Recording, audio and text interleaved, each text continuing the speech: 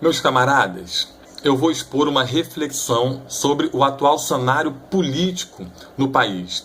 Eu gostaria muito que vocês acompanhassem até o fim, para que essa comunicação seja completa. Claro que eu não tenho a pretensão que todos concordem comigo, mas eu peço que assistam até o fim, para que a transmissão sirva de embasamento para as discussões que poderão vir a ser feitas aqui mesmo nos comentários no Facebook.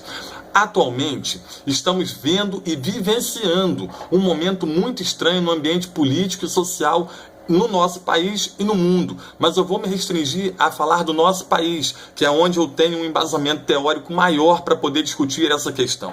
Aqui, notamos que cada vez mais a competição, a competitividade toma conta dos nossos sentimentos e que a compaixão, o amor, o respeito e a preocupação com o outro, com o ser humano, estão sendo substituídos pelos projetos de riqueza que sequer efetivamente expressam riqueza, mas sim manutenção das condições mínimas de sobrevivência.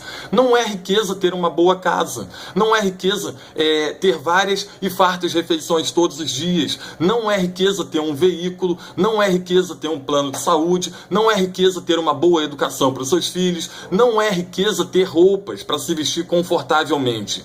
Então, eu estou dizendo que está ocorrendo uma inversão nos valores e o que na realidade configuram nossas necessidades básicas de sobrevivência passam a ser consideradas riqueza. Tudo que eu citei não são riquezas, são apenas necessidades básicas de sobrevivência da população.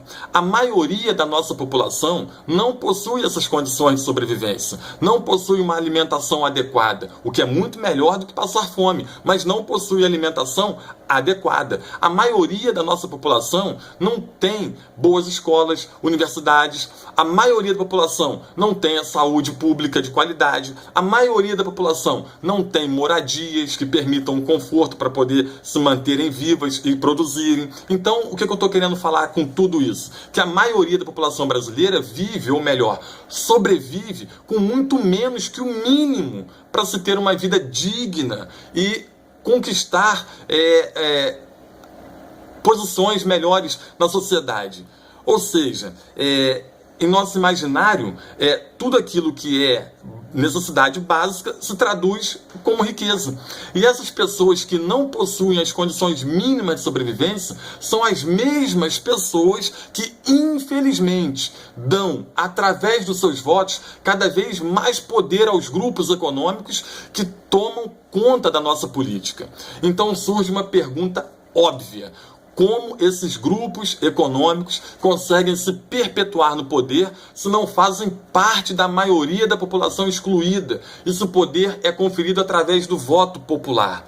Pois então, existe um poder instituído em nossa democracia que é infinitamente maior que todos os demais poderes juntos. É a mídia. A grande mídia é composta pelas pessoas que dominam o grande capital. Essas pessoas possuem muito mais interesses financeiros próprios do que sociais. São os verdadeiros capitalistas, os donos dos meios de produção, os donos das fábricas, dos bancos, os proprietários de terra, os grandes latifundiários, ou seja, donos de tudo que podemos imaginar. Essas pessoas, tristemente, não estão interessadas em dividir suas riquezas com os mais pobres, mas não é dividir no sentido de dar dinheiro para a população, é dividir no sentido de valorizar o trabalhador e o seu trabalho e o fruto do seu trabalho, no sentido de remunerar de forma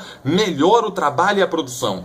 Porque quando você remunera melhor o trabalhador, ele não constrói acúmulo de capital, ele constrói melhoria nas suas condições de vida. Ele compra uma roupa melhor, ele come fora com a família, ele vai ao teatro, ao cinema, ou seja, ele consome cultura, ele coloca na geladeira artigos que para muita gente é luxo, como por exemplo Nutella, iogurte, refrigerante, bombom, carne, sabe? Ele se torna mais feliz porque ele passa a ter alegria em viver, entendeu? A vida deixa de ser essa infinita luta por simples sobrevivência, pagar conta. A vida passa a ser sentida e a fazer sentido. O que eu estou falando é que o pobre não acumula dinheiro para enviar para fora do país, para bancos internacionais.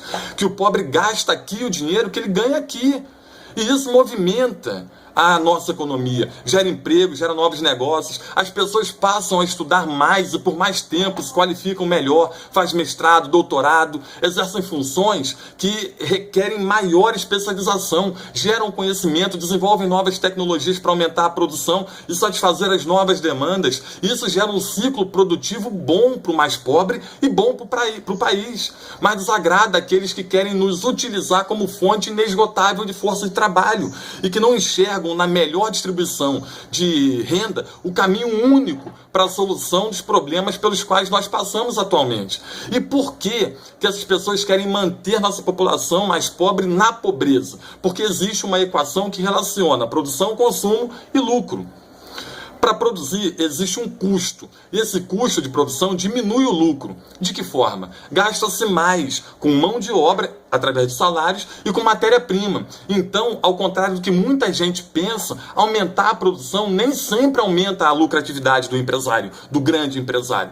Porque também uma produção muito elevada faz os preços e a lucratividade caírem, né? Há pouco vimos empresários da agricultura jogando toneladas de tomates fora para não permitir uma queda nos preços e não permitir uma queda em seus lucros. Então existe uma situação ideal de produção e consumo que maximiza os lucros dos grandes donos do capital. E são esses grandes donos do capital que hoje tomam conta da política do nosso país e, por serem donos da grande mídia, as usa como ferramenta de propaganda de seus programas de governo, que tem por finalidade concentrar cada vez mais a riqueza na mão de um grupo cada vez menor de pessoas. Para lutar contra isso e, enfim, termos um Estado verdadeiramente capaz de nos proteger, de proteger os mais pobres contra esse projeto neoliberal de concentração de capital, temos que nos unir e propagar o que queremos para o nosso país,